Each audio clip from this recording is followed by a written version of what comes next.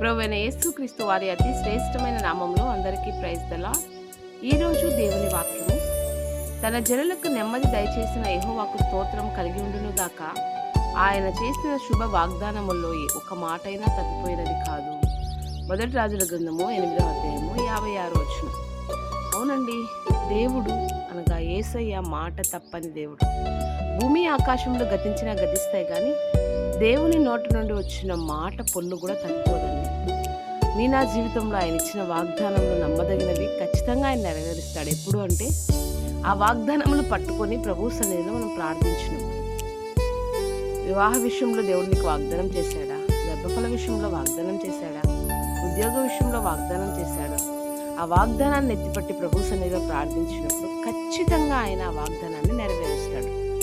మనుష్యులు కాదు కానీ దేవుడు మాట ఇచ్చి నెరవేర్చేవాడు. దేవుడి మాటలు